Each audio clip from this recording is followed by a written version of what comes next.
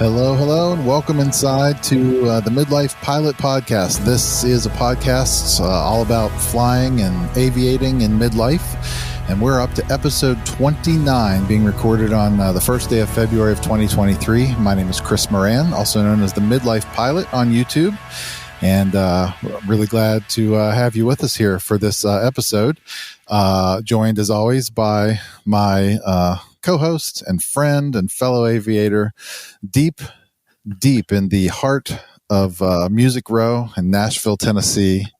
It's Brian Siskins. And Man, good evening. Good evening, sir. Did you know that there's a studio on Music Row? It's Reba McEntire's studio, and they put a helipad on the top of it, and then never were able to use it because they figured out that that's a terrible idea for a place with a bunch of recording studios. Yeah, that tracks. I see the problem. But how are you? Welcome, everybody, and it's awesome to be here. I feel like I'm warmer than you are right now, Chris.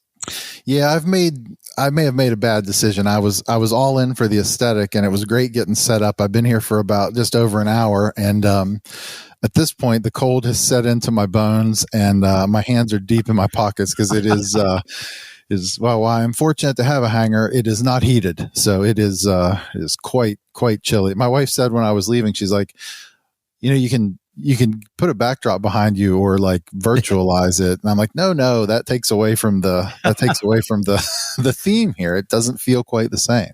What I think, here's for the audio podcast audience that'll get this later. What we're seeing is Chris. I mean, you see the form of an airplane, but I mean, in all honesty, it kind of looks like it's not real. Yeah. Like, the background almost looks like it's fake, but also, you could just put like a Greyhound sign up there, and then everything the whole aesthetic really starts to come together.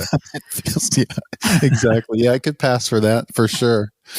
Sure. Well, let's get into this whole thing.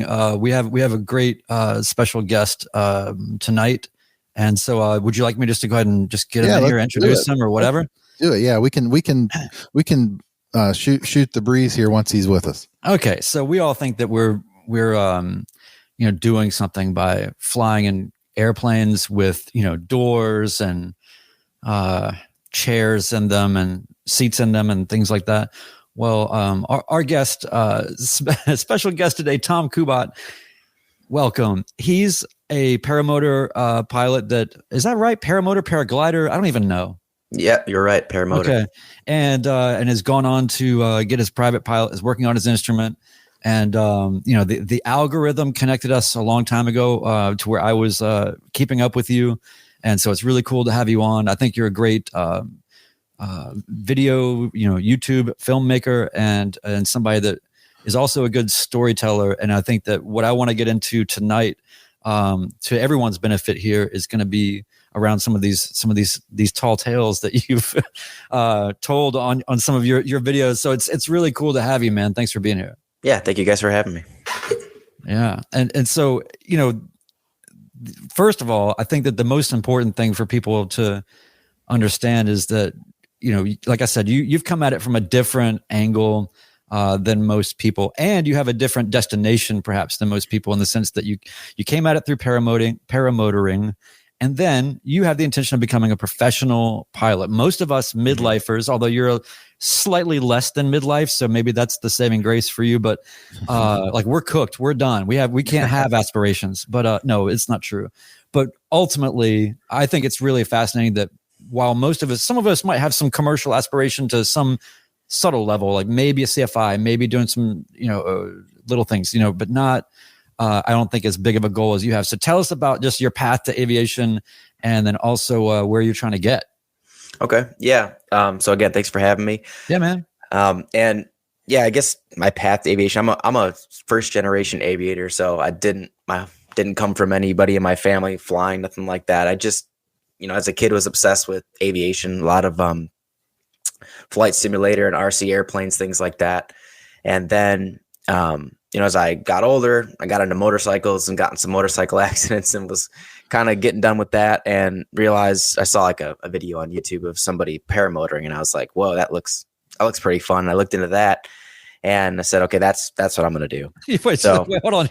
So you're like, I need a safe alternative to motorcycling because I'm having accidents. I saw somebody with a lawnmower strapped to their back in the sky and thought, this is the next path. I get how that sounds. Yeah. and that's one thing I like about paramotoring. It has the perception of being dangerous, but it's actually right. But yeah, so I sold my motorcycles and my dirt bikes, and I bought my first paramotor. I actually sold my Jeep at the time too to finance it, and basically sold everything to get into this because I figured that was what I was gonna be able to do. That was my path into aviation. Going to college, that's what I wanted to go to college for, but a guidance counselor actually talked me out of it. While I was interviewing at the school, they said, no, you don't want to go to school for aviation. Huh. That's a bad idea. Go to school for what else are you good at? I'm like, math. And they're like, okay, be an engineer. I was like, okay. So that's how I got into engineering. But didn't listen to myself. I listened to the guidance counselor, kind of regret that. And so I said, okay, I'll just fly later on in life. And that was always the goal. So I was flying paramotors for a long time. Like I was telling you guys earlier, I didn't think I'd be able to get into general aviation until I was much, much older. So it was kind of like a retirement plan, but was able to make it happen earlier and was really fortunate. And I wanted to wait until I could buy an airplane because I knew I couldn't afford to rent it. I knew if I got my license and, stopped flying that it would be hard for me to rent planes and afford the hourly cost of going up and renting. So saved up, bought my Cessna 150. I was a 1976 Cessna 150, bought that, learned to fly on it for a year, put 200 hours on it, and sold it for more than I bought it for. So it was 200 free hours of flying, and then traded that up. And I bought last year in 2022, I bought a 1966 Mooney M20E. And so that's how I got to where I'm at today in aviation. Oh man, that's awesome. And so, and you're embarking on how's your instrument rating? So it's going slower than I wanted it to. It's already February of 2023. I was hoping to be almost done with it by now, but just life schedules, work. Yeah. And I'm actually having trouble linking up with a good CFII right now. So I think I've got a guy lined up, but we're having trouble getting aligned schedule wise, but hopefully I can get that sorted out and get ready to go. I'm pretty much ready to take my written. I'm just kind of waiting until I can get a few flight hours and kind of talk it out with the CFII. And then there's a lot of us that are in that space where it's on the agenda to get done, not getting done as soon as we would like, et cetera. There's also many of us in here that in the chat that have recently gotten it done and are inspirations to us all. But I mean, one of the things we actually had a whole episode on essentially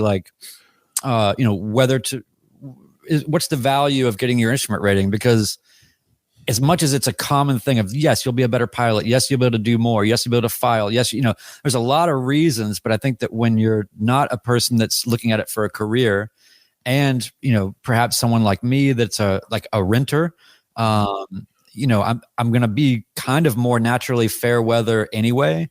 And, to put forth the expense that it really could actually be close to some sort of a down payment on an airplane, mm-hmm.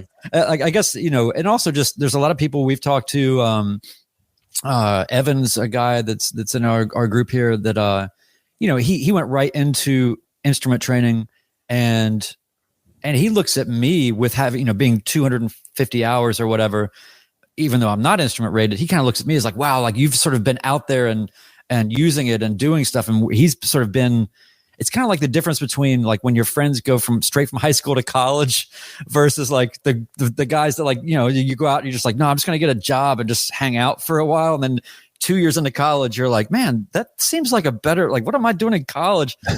and then this all catches up though, right? It wraps around, right? Because after college, if you're still the guy that just got the job after high school, but you know what I mean? So it's just an interesting sort of set of dilemmas with the instrument rating, but obviously it's a must. I mean, at some point or another, but I think it's interesting to see how people can kind of pace themselves with it. But that kind of gets me right into the first thing I wanted to ask you about. And I really just thought, because as much as we like to yap about just whatever on this podcast, I really try to figure out, and Chris and I talk a lot about what can we do to give people value, what can be learned here. And there's a lot of people in similar positions. And everybody's humble enough to know that if they're not an expert, that's fine, but ultimately, you've had a couple of videos that really caught my attention. And the first one I wanted to talk to you about was, and I believe it was not long after you got your Mooney.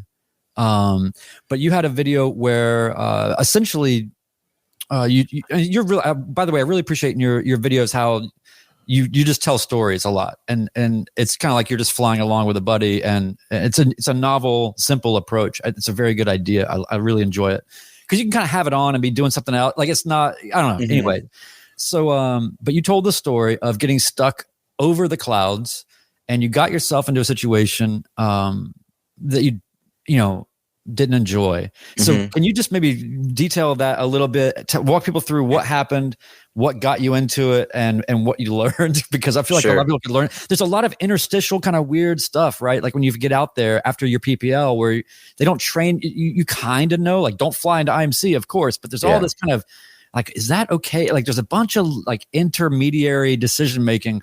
And I thought that this was such a cool example of how you can, in a small way, get into a bigger situation. Yeah. So I'll mention that, I've been flying paramotors since 2016. So quite a while. So I've been flying for a long time. And this instance in the Mooney that you're talking about was the most scared I've ever been. And I've been, we can get into the paramotor stories later, but I've had some scary moments on that as well. But so it was, like you mentioned, right after I bought the Mooney. So coming from a Cessna 150 to the Mooney, and it was a nice day. I checked the weather as I always do, and the forecast was basically said good for flying in the morning, bad for flying in the afternoon. I knew the clouds are going to come in. It was going to be difficult to find VFR conditions, but it was scheduled to, or forecasted to do that way later in the day, like 3-4 o'clock, and I was going out at like 8 in the morning. So I was like, oh, I'll be fine to go on a little quick trip. So found an airport with some cheap fuel and headed that way.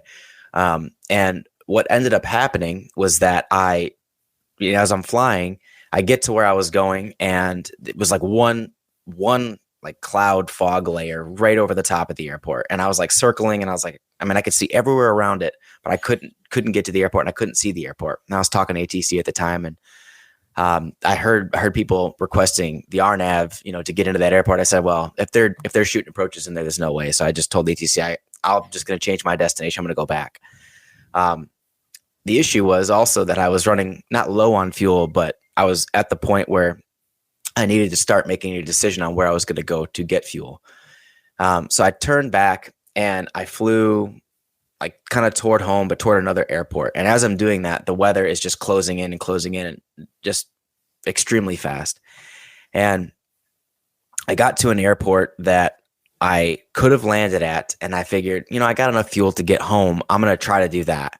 But there was like this giant cloud, like mountain, I'd call it. And I climbed up to like 7,000 or 8,000 feet to look over the top of it to see if I could see home. And I did. I got over the top, and it was just a sea of white. And by that time I looked back, and it was a sea of white, and all I could see was white. There was no ground, and I was stuck.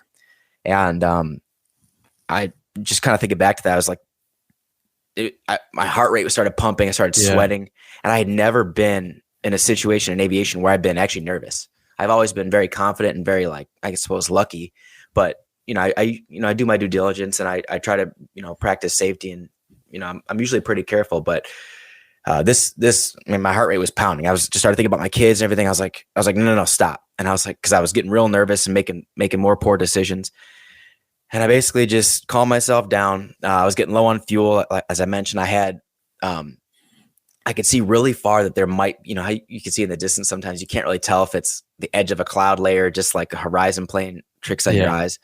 And I'm like, I could go out that way, but if I fly out that way, I'll definitely be fuel critical, and I will not be able to make it back anywhere if there's clouds that way. So I just started circling, and I said, you know what? Worst comes to worst, I'll contact ATC, tell them what happened. And I just started loading the RNAV approach to the nearest airport. Right. So I'm not instrument rated, but I was like, if I have to, I can fly an RNAV if it's going to save my life. I'd rather do that than run out of fuel above the clouds and just descend through them, into the middle of nowhere. So I started doing that and getting prepared to shoot the RNAV, and then, or prepare for the approach, and then call ATC. While I'm doing that, like, there's this little hole that opened up underneath me. And luckily I was in the middle of nowhere, so there was no houses or anything down there. I could just see trees. And I'm like, I'm going for it. So I go down, I go through this hole, and I'm at like 600 feet. Luckily, I'm in Class G airspace, so I'm still like legal somehow. And I'm just scud running under these clouds. And I know that the airport, because I got ForeFlight in my GPS and everything, I know the airport is like over these trees, but I can't see it. And eventually I made it back, and I found an airport, and I landed at it. And it was, I was shaking when I landed. I was so nervous. And I just called someone to come get me, even though I knew the weather was going to potentially get better later on. It was a horrifying situation to be up there low on fuel with no way to get down. Whew. Yeah. I mean, I can kind of feel that, just that that moment where you are so adrenaline out that you just know it might be totally fine for me to continue, things clear up, whatever, but just being like, nope, I'm out. Somebody come get me.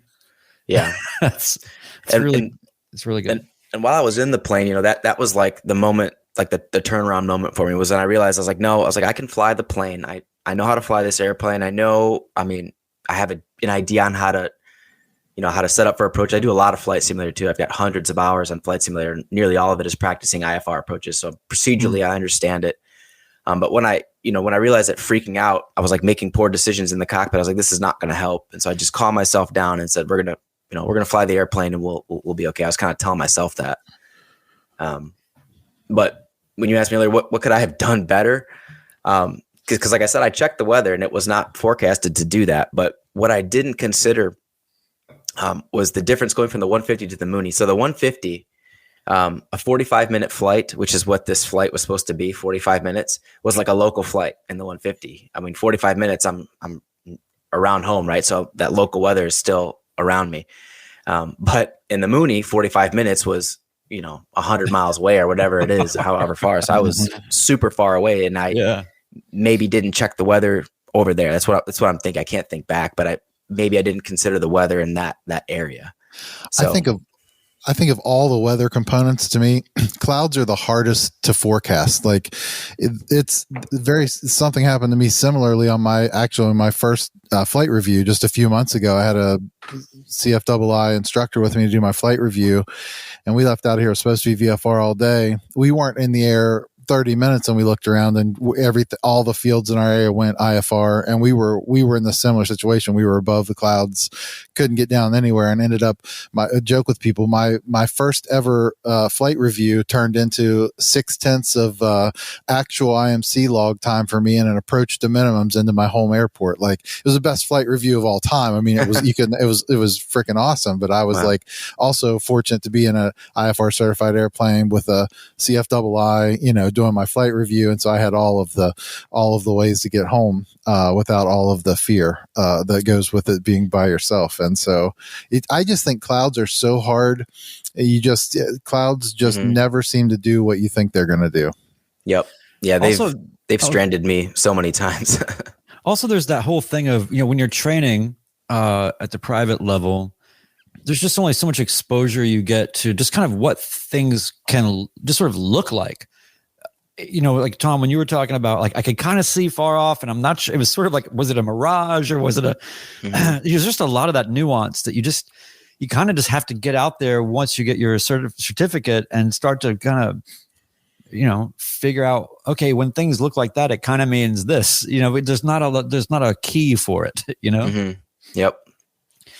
So I want to know, so starting in paramotoring and then coming over to fixed wing after that, how much do you think did the paramotor experience that you had going into your fixed wing training, how much of it was applicable and how much did it help? Like, was there a lot of it that crossed over? I mean, was there a lot of benefit, do you think, having had that aviation experience before you started?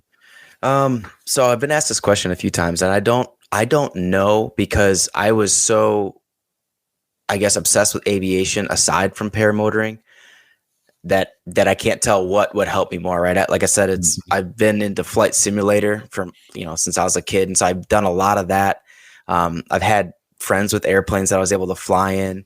And for paramotoring, I think it depends on how serious you take it, because there's no license required for that. So you could, legally, I could give you my paramotor, you can go fly it. Nice. Yeah.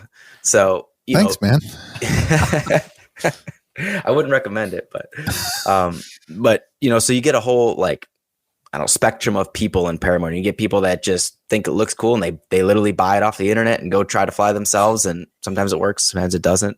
And then you get people that take it really seriously and, learn from it. So I think it did help me, but it's kind of hard to say how much. I know it definitely helped me with like navigating and pilotage and dead reckoning, because you don't really have a GPS up there with you. You just, you just have your knees pretty much in front of you and then open air. So it helps with that for sure.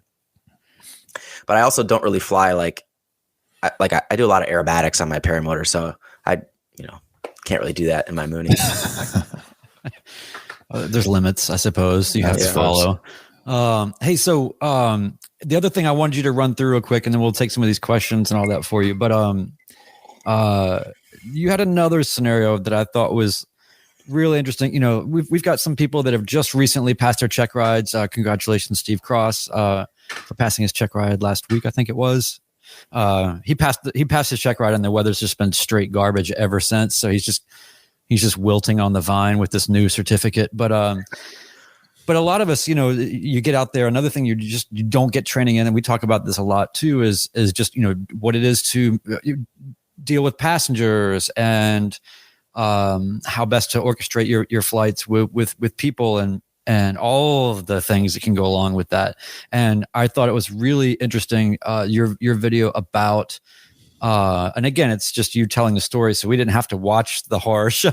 You just get to see like the calm recollection of it afterward while you're just sort of flying along. But you had a story about basically, and I totally felt it, because it's, it's like, man, when you get your certificate and you got a fast plane, it's like, man, I'm ready to go. Like, I want to take my family and I want to go. You just kind of just want to do stuff, right? And you get these kind of visions in your head about what it is you want to do. And that you're taking it seriously, and you're trying to forecast all the things that can kind of go wrong, or you're trying to mitigate any stresses or anything like that. But sure enough, when you took your family to Chicago from you're in South Carolina, so that's a decent little haul there. In a Mooney, that must take like 40 minutes. I know, but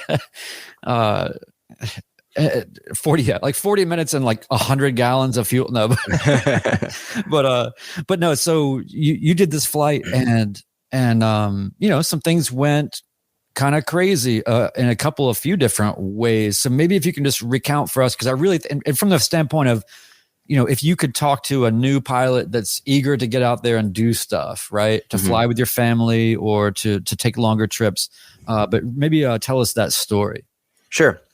Yep. So I'm from Chicago originally. So we were planning a trip to go home. That was always kind of my dream. I was like, have my own airplane with 4 seats and take my whole family back to Chicago, back to the first airport I ever flew an airplane out of when I was 16. And it was just a dream of mine. So I was like, waiting for it to happen. Found a good stretch of what I thought good weather, because obviously I'm only VFR, so I needed good weather on both sides of my good weather, if that makes sense, right? I couldn't risk it. And I have 2 young boys, so right now they're 4 and 6. At the time they were 3 and 5, so they were young. My 5-year-old had been up with me before, so I knew he could handle an airplane. He was fine. And my 3-year-old had only been up once. I took him up, and he had kind of an earache at the time, so he actually didn't enjoy the flight. So I knew it was going to be kind of a toss-up. So, but like you said, Charleston, South Carolina to Chicago, Illinois was a long haul. And the Mooney, the flight time was only like 4.5 hours. So that's like a 1-leg trip for me. If it was just me in the plane, I could do that on 1 leg, probably without refueling. But with the kids, I knew I'd have to stop at least once. So I planned 1 stop. And yeah, it was just I knew it was gonna be stressful, but it was way more stressful than I anticipated. So, the flight there was okay. The weather was decent, but it was really windy, really turbulent. So, that doesn't bother me. But when you have passengers, my wife was okay, but the kids, they didn't like it, and they don't understand. They couldn't appreciate the seriousness of flying. Is the best way I could describe it. For example, we're at 10,500 feet over Indiana, and my 6-year-old's like, I gotta go to the bathroom. I was like, no, I asked you. No, we're not going to the bathroom. He's like, Dad, he's yelling in the back, I gotta poo. Dude, you cannot. And then he's like, I'm going to throw up. Oh my God. So I tell ATC, I'm like, I got to get down like now. And, like, is it an emergency? I'm like, I got a sick passenger. And so they help me get down, but I get down and he's like, oh, I guess I don't have to poo. And so I was like, okay, dude, you don't understand. Like, so you can't explain that to a 6-year-old, how serious it is to like descend from 10,500 feet, like that's a lot of work. So it was stuff like that. And then weather wise on the way back, we had to postpone our trip home a couple of days waiting for good weather, but it was just windy and just really, really windy. So we finally got a window for some decent weather, and we tried to leave. We left, and this is part of the story, but on takeoff, leaving Chicago was super windy. It's like 20 degrees Fahrenheit. It's freezing cold.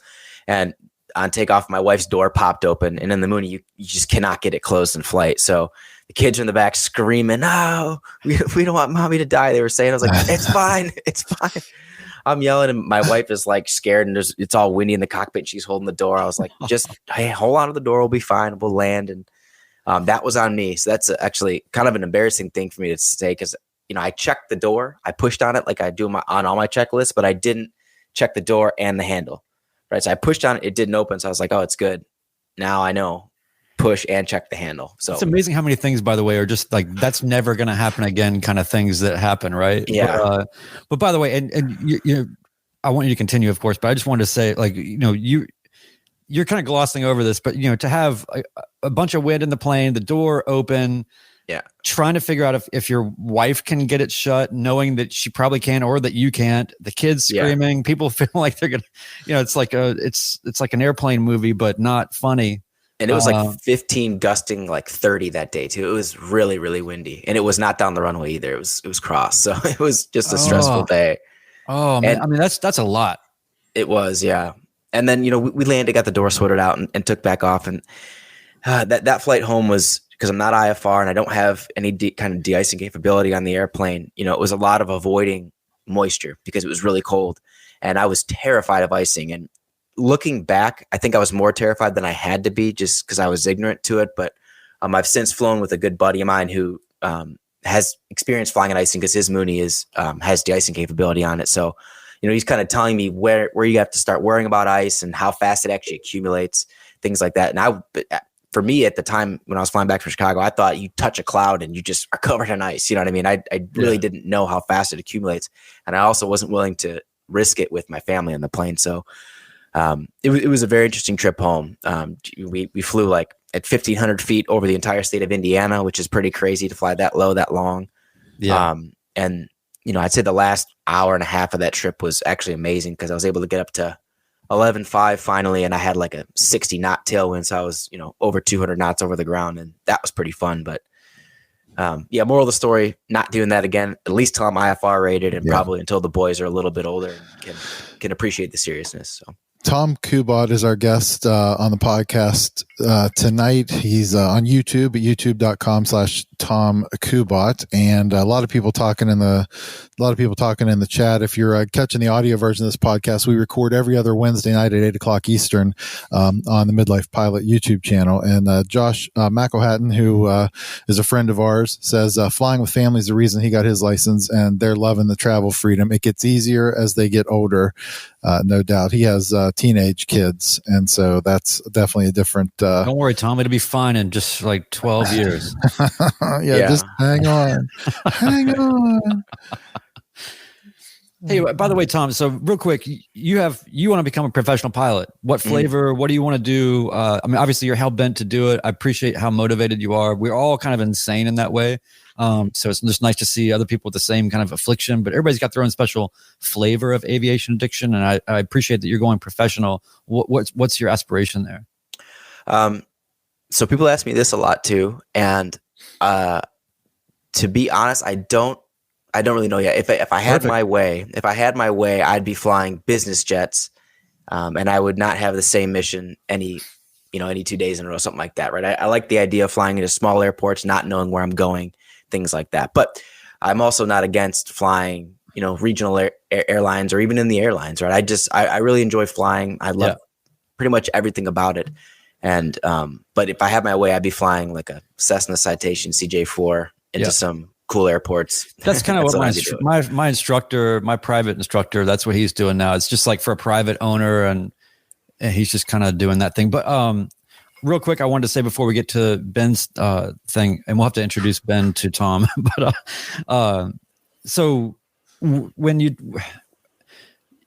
talk about this career aspiration, and you don't really know, I mean, is that something where you it doesn't really matter because you just need to pursue the ratings and the time that you need anyway, so just sort of let that kind of happen? And then also the second question is, do you feel like even in that sort of uncertainty, do you have any kind of concern perhaps that what you love will kind of turn against you in some way because it is now a career or a job? Because like, for instance, like I did music for a lot of years and had a studio and was producing records, doing all this stuff. And there's just a point where it's like what I wanted to do my whole life.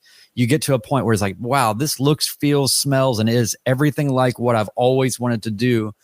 And I've got to get out of here. Like if I have to hear this song one more time, I'm going to kill someone. Mm-hmm. And so anyway, that's my dark way of saying, what do you think? You get tired of it?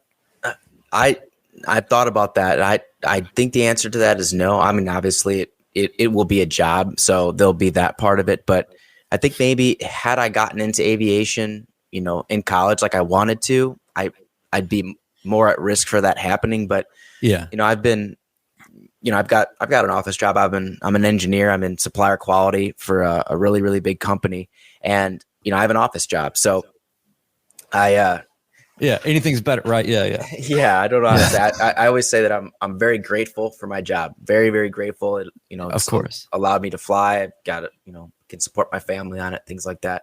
But it's not. I wouldn't go if they didn't pay me. Is what I tell people. So maybe had I not had the experience of sitting in an office staring at spreadsheets all day, I'd be at risk of that. But I think that when it finally happens for me, and I finally am able to get paid to do what I love to do, I think I'll be so grateful for it that I don't think it'll get old. I think I'll be stoked. So pull that comment from the Sage back up from Ben.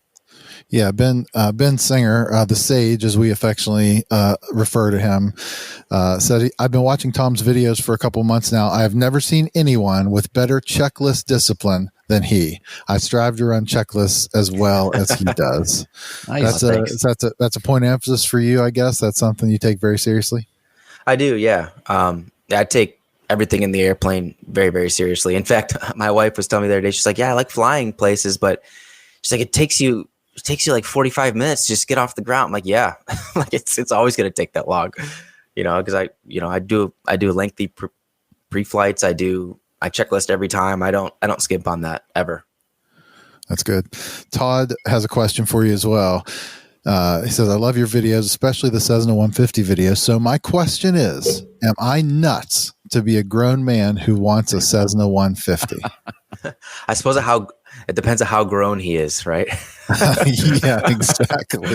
But no, I mean, I was telling these guys earlier, I love my Cessna 150. I wish I could have both planes. I wish I could have afforded both, because it's a completely different kind of flying. That the 150 is like the plane I would choose going to the airport on a nice calm night. You want to do a sunset flight over a lake or just something like that. I'm getting in the 150 every time, just because it's more of a pilot's airplane. It's bare bones. You're flying it. Ton of fun to fly. You can throw it around. It's awesome. So no, you're not crazy at all. I wish I could still have mine. That's fair. But it's my favorite. It's my favorite. It depends what you want to do, right? I guess because the weight, useful load's 500 pounds on a 150. So yeah, if you're lucky, yeah. And down there in Charleston, if you with the heat, it's probably like You're like, which one of your kids wants to come with me? Just one. I took. I don't know. I think it was 6. 2 seats, Brian. It only has 2 seats, so there's only going to be one, regardless. That's right. I took 6 people flying in one day in my 150 in the summer in South Carolina, and it was brutal. It was up and down and up and down, and climb rates at 200, 250 feet a minute was what I was seeing. So, oh man. Yeah, one dull geek said something about like I was stepping on your dreams. I just want you to know, Tom, I'm not stepping on your dreams by just asking the question. Do you feel like you might be in a state of conflict about career versus the love? It's not that binary, and we know that it's it's going to be Of course, every job has its challenges. I mean, Chris is not even getting paid right now, and he's standing in an 18-degree hangar with his hands in his pockets, looking like he's waiting at a bus stop. Yeah, there's a lot of different aviation like things you can get into too. Right, I've got the paramotor that scratches a very different itch. Like tonight, I had the choice airplane or paramotor, and I chose a paramotor because it was a nice night. I wanted to go rip on the paramotor and get upside down. So. There's that. I took aerobatics training the other day in a super decathlon, which was amazing. So that's like something I'm thinking about now. Like, okay, maybe once I get the hours I need out of the Mooney, maybe I'll sell it, because I'll be flying, for a living, and then I'll have the decathlon or something similar to that to go do aerobatics in, because that was a ton of fun. So, I'll find something, I'm sure. That's very cool. A friend of mine who's a pilot who flies Airbus, he called, he said, I was real proud. It's like, hey man, I got my private pilot certificate. He flies an A380 or whatever. And he's like, oh, cool. Like, he said, have you got your instrument rating yet? I said, no, I'm working on it. And he says, oh, so you're just doing recreational gas burning. That's what he called it. So, but I think the paramotor, that's gotta be like the ultimate recreational gas burning. Yeah. Sounds fun. It's so fun. Yeah. I'll never give that up. That's awesome. Yep. Flysport wants to know more about aerobatics training. So that was an accident. Actually, I think it was today. I think I uploaded a YouTube video today, going over this whole thing. So if you are interested, you could look that up, but I could tell you now too. It was kind of an accident. My buddy was taking aerobatics training, and I was just flying on Saturday morning and was like, oh, that's only like 40 minutes away. Let's go see what he's up to. And flew out there and, landed. They landed behind me, and they're like, yo, go take up the super decathlon, go fly. And I'm like, no. And like, come on, go. And I was like, I don't want to take up your guys' time. And they convinced me, So I was like, all right. And they strapped the parachute on me, put me in the plane. And I went up and took an hour of aerobatics training. And the flight instructor that went, her name was Mac, and she was awesome. And she's asking me on the way out there, she's like, yeah, are you gonna be okay? Gonna get sick? I'm like, no, I'm not gonna get sick. No, like whatever you could throw at me, throw. You're at like, me. I need a poo. yeah. It's like, we got to land now. But no, I was, I basically told her, I was like, look, I do aerobatics, on my paramotor. I know that's not what you guys do, but I'm like, I'm used to this kind of thing. I'm not gonna get sick. I'm not gonna get scared. Let's do it.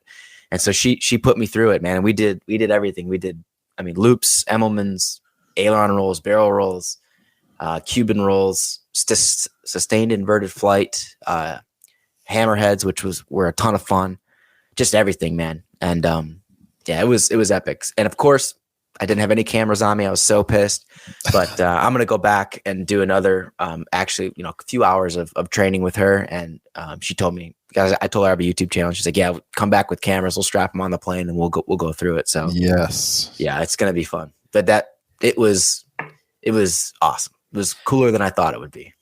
Amazing, man. I love it. I love things like that just happen. Right? Yeah. It's like that makes it, because if you were thinking about it, you probably would have been a little bit more amped up about it. You might have thought about it a little bit too much, So that's amazing. And one of the things I wanted to mention real quick too, at least touch on while we have you here, is obviously you're cranking out YouTube content or whatever you call it. Is that something you've always done with video? That start with your aviation experience in paramotoring, or is that? And then what are your aims with respect to just kind of making videos or filmmaking or any of that? Yeah. So it did start with paramotoring. Originally, it started as a way to store video for free because I didn't have a lot of hard drive space. So I was like, I'll just upload it to YouTube and delete it. Yeah. And at the time, also, I had no family that lived here. So, I was up doing this cool thing, I thought, and I wanted to share it with my family back home. And so I uploaded just raw GoPro files up to YouTube and say, hey, here's the link. This is what I did today. And it was horrible. It was just engine noise and my feet. It was just the worst video ever. And then I edited one of them and I was like, this is kind of fun. So just kind of got into it that way. I just realized that I enjoyed the I guess, artistic side of editing video. Yeah. So paramotoring ASMR sucks, is what you're saying. I don't even know what ASMR is. Just like what is it? It's like the people that just want to hear sounds, soothing sounds. Oh, it's terrible. Yeah. I have a nice vlogging helmet that I built with like a nice microphone. So now when I go up, I can talk and you don't hear the engine just blaring. Yeah. But yeah, before I had the helmet, unwatchable. So you got into the creative aspect of editing, and you found yourself actually enjoying it, not loathing it. Some people just take to it, and some people it's a labor. Yeah, and like I said, my channel's not huge. I'm trying to take it more seriously now and actually be consistent with uploading and kind of see where it goes, because I've been kind of lackadaisical about it and just uploading. The struggle is real, buddy. I'm telling you now, the struggle is real. But like I said, I'm trying to be a little more serious about it and see, what I can do. And it helped me out with paramotoring. I had a sponsorship for a while for paramotoring that, allowed me to do things in paramotoring that I otherwise couldn't. So, it worked out. It was fun. Yeah. Well, I think you've got a good handle on what, telling stories, right, in a conversational way. And that's something that I'd very much appreciate, because some of the stuff can get real I don't know, kind of canned and sort of a little presentation-y for me sometimes. And I think that's, Chris, what I also liked in the beginning about all your stuff, is just that it felt like it felt approachable and it felt conversational. But you get to experience some things, maybe learn some things, get a different perspective from somebody you feel sort of akin to in some way, but also they're different enough to kind of have a different outlook. So, whereas like the videos that I'm making are just like, dude, what are you on? Well, I have to tell Tom, it cracked me up. I was watching some of your videos this week, getting ready for this, and one of my favorite lines from them, you were trying to tell a story and you were on flight following, and it was just nonstop radio. And Tom gets on and goes, "I forget your tail number, blah blah blah. I'm going to cancel flight following at this time." And it's like, "Squawk VFR frequency change approved." And he's like, "Squawk VFR frequency change approved." And he's like, "We'll monitor guard here for 10 minutes so I can get through this story." And like it was just like the silence set in, and like you could just get on with your thing. It just cracked me up. It's like, let's reduce some of this background noise literally for 10 minutes so I can tell this story. Yeah, I learned don't get radar services when you're trying to record a video. Just do it. After. It's hard, isn't it? It's constant. Yeah. So let's see. You got a question. Wants to know, Tom, do you plan out your videos ahead of time, like write scripts or do you just kind of go for it? I do plan them out. I used to just hook up the cameras and kind of see what happened, but that didn't usually make good content. There's never any scripts, but I'll have a general idea. And, I have on my phone, every time a video hits me, I write it down on my phone. I'm like, okay, this would be a good video idea. And I put it down. And if I know I have like a Saturday free, I'll look at my phone and I'm like, okay, I'm going to do this Saturday. And it'd be a good time to make this video. And depending on how much time I can put into it, I'll put more production value into it. So different camera angles, the stuff where you put the camera in the door, then open the door. So you do all that crap and then edit it. Oh later. Yeah. And I found if you do that kind of stuff, the editing's actually way easier because you have a complete story and you're not having to like record yourself at home, filling in gaps and things like that. So I do try to plan them out, with that in that respect. But when I'm filming, it's not scripted. I'm just going for it. But I cut 90% of everything out of videos. I talk forever and then I edit. And if it's a 25 minutes, I find 10 minutes in that video that I can scrap. If it doesn't contribute to the story, I get rid of it. Yeah. That's really, it's cool to see people that are only coming about that through aviation. Whereas, Chris and I have done some of that, professionally, or I guess theoretically that's what I do for a living. I'm not really sure how I got here, but that's what I'm doing. But it definitely is. It's like, what's that? The Pascal quote. I'm sorry, I didn't have time to write a shorter letter. People don't realize how hard it is to get concise and to shrink things down. And, I like that quote. Yeah. It's really, because I have clients all the time that say, they'll ask for, what would you charge me to do to make this kind of a thing? Like, I like this thing you did for this person. But that thing you did for that person is 10 minutes long. I just want the same thing, but 5 minutes long. It's like, oh, well, then twice as much. You know what I mean? It's like, right. And they just don't understand those inverse relationships at all. So it's cool that you're minded that way. And I think that maybe it's amazing how, like, in editing, all of those little, it's 1,000 little decisions that create this higher yield of a perspective. And, so I think that when one watches your videos, not that you're not shooting all this crazy stuff, right? It's not insane, but it's you can tell that it's reasonably thought out and appropriately edited, and it feels more like you're being welcomed in, as opposed to an imposition and asking people to sort of endure something, if that makes any sense. Yeah, appreciate that. Yeah. Now, Chris, your stuff, on the other hand, well, it's just insanity. I have gotten to the point. I've gotten to the point where, so I started my channel when I started my training back in 2018, and it was just for me, really. I was just like recording my lessons, cutting a few cameras together, putting them up, because I like to review them. I like to go back through and see all, because like in the initial time, it's like everything happened so fast, and I learned so much from watching my lessons again. And then it made sense to me. I said, why are all these people watching this? Why am I getting all these subscribers? I'm like, well, they're exactly like I am. Like, as a student, I couldn't consume enough aviation content. It didn't matter what it was. I would watch everything on YouTube. And so I'm in that phase now where I'm struggling to get back to finding the time to edit the content and get it out on a schedule. But what's helped me from a content standpoint, the stuff that I find most interesting, and it's stuff that we've all seen 100 videos of. Like, I've got one in my mind I'm trying to get out and shoot, and it's a super basic thing. It's like some of my best performing videos are like how I use trim. Like, people like I love the idea.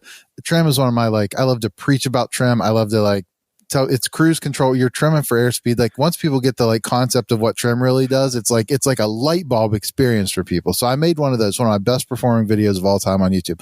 Well, I want to do one that's real basic, like the 3 different ways you can enter a pattern at an uncontrolled airport, because I do that every day that's here. And I've had several instances in my channel where things have gone awry with a straight in or whatever. So I try to start now. I've gotten back to the habit of trying to think about content like that ahead of time and go out and shoot those little one-offs, because I take it for granted. I do it all the time at my uncontrolled airport, but I'm thinking back to when I was consuming all this content. It's like, I would have loved to have found a video about that. I'd have watched every second of it. Yeah. Well, it's also like people, you get, there's all this content where it's like, I took the most badass plane in the world and I flew it all over the place and did all this shit that you'll never be able to afford to even think about doing. Right. Join me for an impossible dream. It's like, geez, right? Like, can I have something relatable here that's actually in my world and my wheelhouse? And Chris, to your point, I think that's a great idea. And I'll combine this with one of Tom's recent thing. You had a video, Tom, where you were talking about the direct midfield entry at a particular airport. I believe it was you. Right. Yeah. You were talking about there was one airport that's like notoriously crazy in your area. Oh, yeah. And you're like, I always do a teardrop here. I never do a direct midfield entry. And I think it's really interesting because, number one, in training, the direct midfield entry, the first time I ever did that, my instructor was like, what are you doing? And I was like, this is legal. And he didn't even really understand that. And then the second thing is it really the best thing? A lot of times it's not. And so maybe that's a great topic for you, Chris, is to sort of just to narrow it down, forget the pattern entry as much as like the very specific difference between a direct midfield entry and a teardrop. Well, yeah. And the cases to use them. So like my argument is like at a non-busy, a non-towered field like mine, when there's no one else here. And if I'm coming from the side that makes sense and I'm in the 150 going like 60 miles an hour, like, sure, I'll cross midfield at pattern altitude and just turn left. If there's other people in the pattern, never in a million years would I do it. I would always go out beyond and do a teardrop. Straight ends, I've now sworn off. I was one of those like, oh, it's fine. Like, it's fine, the direction of flight. But 3 times I've been burned almost seriously by that. And I'm like, I've officially now sworn them off for the rest of my life. Never, except on an instrument approach, of course. Yeah. So Brian, you're talking about that airport, that I've seen a lot of crazy stuff happen. So there's a video on my YouTube channel where I caught this on film. I was flying my paramotor. This was, I don't even know, 5 years ago, probably now, 5 or 6 years ago. I was flying into that airport on my paramotor, and I had the engine off, and I was just gliding in, and I have no radio on me and no aviation radio, so I can't talk to anyone on the ground. And I'm looking at the runway, and I'm like, what the hell? I'm like, there's airplanes taxiing to either end of this runway. I'm like, that's strange. I'm like, well, I guess it's low wind, so they're just gonna, take off whatever runway they want. And then I see them taxi out onto the runway at the exact same time. I'm like, no way. Opposing directions? Opposing directions. Like, this is not happening. And then they start rolling, and I'm like, I'm freaking out. I'm like, oh my God. And I have no way to tell anyone, no way to do anything. I have no radio. And I'm perpendicular to the runway, so I'm watching. And one of them is a twin engine.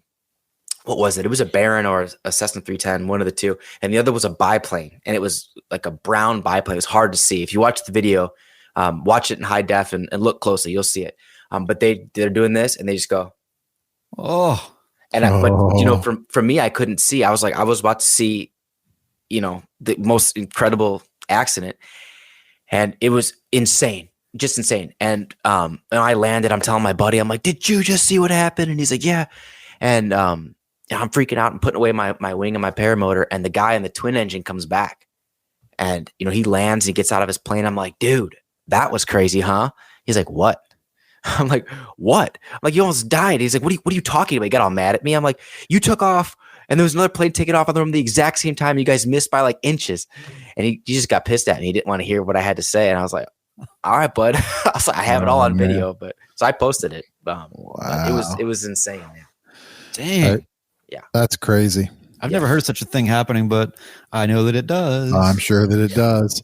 Most important question of the night is from our buddy Ted, Fly Sport. Any aviation tattoos, Tom? Not yet. No. Okay. I've thought about it. I just don't know. I can't think of anything that's not corny yet. So if you have ideas, let me know. Cessna, then like marked out Mooney, then like marked out. Just keep getting the tail numbers crossed out. Not yet. Nope. Right, so Todd Stouffer says, I keep telling myself I'm going to edit a video on how I studied for my PPL written and how I studied and prepped for my check ride because I watched the hell out of those from others. Well, I say, do it, man. Do it. And then, try to figure out a way to do it that other people haven't done it. Everybody's got their own unique spin or outlook or something. I think that's one of the things I think that's one of the reasons why I make kind of super weird YouTube videos is because I just want to be in a place where, I mean, granted, I just sort of exist in my own little growing moss area, but it's like, I want to just be the only person that's doing exactly the thing that I'm doing. And I feel like that I'm always wanting to do the common topics, do the common things. But, if there's already 300 videos about that, try to just figure out what is because everybody's got a unique take on something. Don't be afraid to have that unique take and lean into it. Yep. And if you follow my advice, you can languish in obscurity just like me. It's what I love about YouTube, honestly, and the whole community. And that is for any topic, pick your topic, aviation, engineering, pick a topic in a niche inside of the topic, not even like the whole thing. There's enough room for all of the personalities to exist. There's room for content, and there's people to watch anything that you'll make on the topic, because it just opens up so many avenues for everyone to be creative to whatever extent they can be, and to tell their own stories around the topic. And I can't get enough still to this day. Like, One Dog Geek says, how to repair your washing machine. My God, how many of those have you watched? Like, this part is broke. Like, how do I change the thermistor on my dryer? I mean, I've watched so many dryer repair videos by this point. Like, there's content. Second channel idea. Exactly. The second channel. Yeah, exactly. Yeah. I love, and like all of us are completely different. We're making content about the same topic, but they're so unique from one another just because of circumstance and personality and the things that you emphasize, and just yourself, what you bring to it, your own experiences. So I if you think about even like I like a lot of automotive YouTube midlife dryer.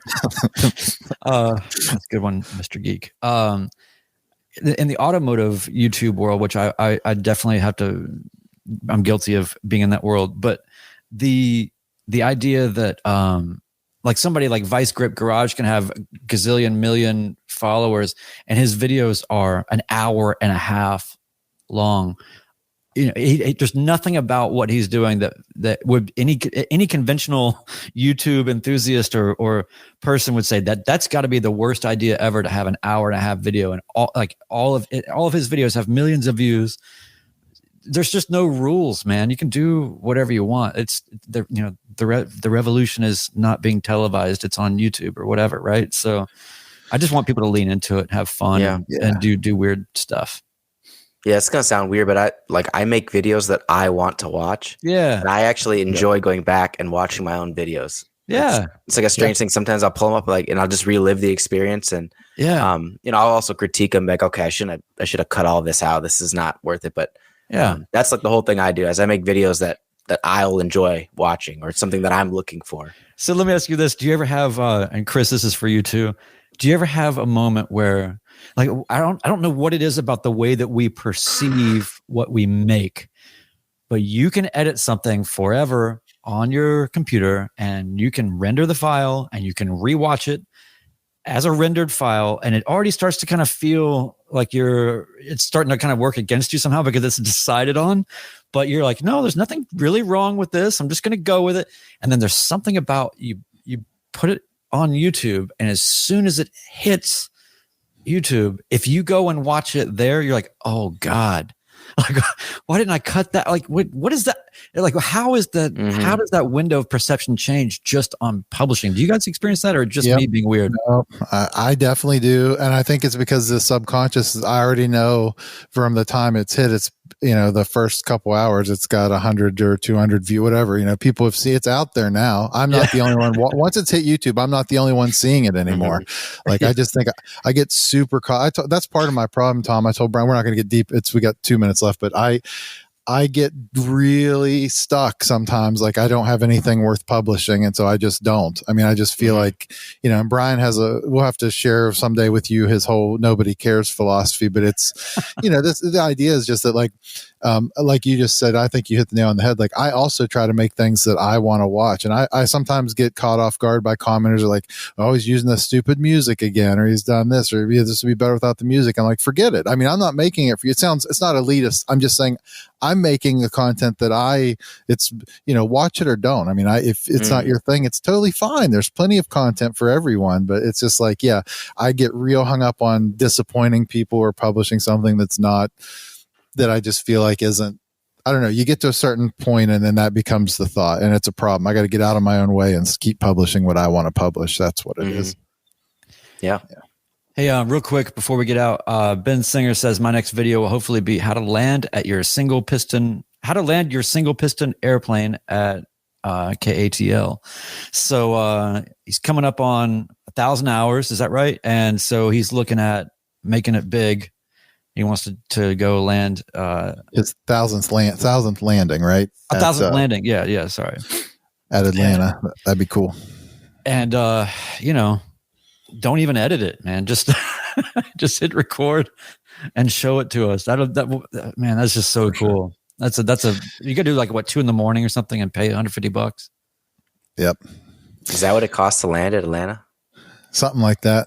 Wow. Yeah. Just your wheels touching down. That's immediate $150. And they'll find you too. They'll look you up your tail number and send you a bill. Luckily, my airplane's not registered to me yet. So it's been 6 months. Send it to the other guy. Still, yeah. It's kind of like finding an easy pass in the car you just bought, Exactly. Like sending it. 1,000 landings. Thanks, Ben. Awesome. And anyway, Ben. So hey, Tom, I just want to say, man, I really appreciate you coming out and donating some of your time to our cause. Yeah, thank you guys. Pleasure, man. So much for having me. Like I said, my YouTube channel is just my name, and my Instagram is Tommy Flies a Lot. So if you guys want to follow me in there, you can too. For sure. It's been great. I enjoy your channel, and keep up the awesome stuff, and good luck with your career endeavor. That's awesome. It's super exciting to be at that stage of life where that's an option for you. And I know you're going to kill it, and we'll keep following along with you and cheering you on. Awesome. Thanks, guys. Also, we have to remind people to do the liking or the leaving the reviews. That's the thing. It's the reviews. Right. If you go to the Apple Podcast thing and leave reviews, it's insane what happens. like all of a sudden just cash just starts coming into my mailbox. It's insane. It's not even in the envelopes. It's just cash. It's fake news. Fake news. No, leave some positive reviews or whatever if you can. Please and thank you. Tom Kubat, thank you so much for joining us tonight. It's been a pleasure having you on the Midlife Pilot Podcast.